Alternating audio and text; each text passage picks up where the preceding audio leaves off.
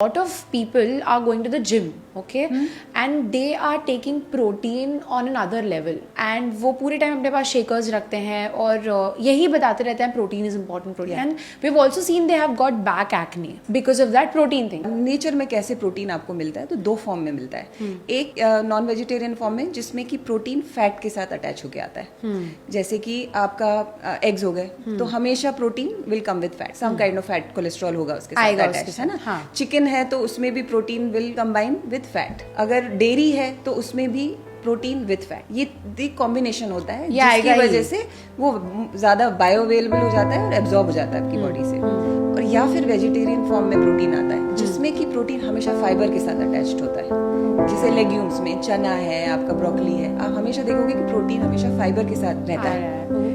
तो या तो वो प्रोटीन आपका एब्जॉर्ब होगा अगर उसमें फाइबर है, और या फिर उसमें फैट। अगर आप उसको आइसोलेट कर दोगे तो क्या होगा, तो अब ये वो बायो अवेलेबल, उसमें बायो अवेलेबिलिटी थोड़ी कम हो जाती है। तो आप scoops and scoops of protein जब खा रहे हो तो क्या वो एब्जॉर्ब हो रहा है आपकी बॉडी में, वो बहुत इंपॉर्टेंट पॉइंट है। क्या आप उसके साथ फाइबर ले रहे हो या क्या वो फैट के साथ मिलके आ रहा है कि वो बॉडी के साथ एब्जॉर्ब हो जाए। तो protein in its essence is very heating for the body, heat produce करता है ज्यादा। जैसे अगर आप बहुत ज्यादा चिकन खाओगे तो आपकी बॉडी में हीट जनरेट होगी, या बहुत ज्यादा नॉनवेज खाओगे तो आपकी बॉडी में हीट जनरेट होगी, क्योंकि यूरोपियन कंट्रीज बहुत ठंडी होती हैं तो इसलिए वहाँ पे मीट का ज्यादा सेवन होता है, मैनेजेबल है वहाँ, क्योंकि वो गर्मी पैदा करता है।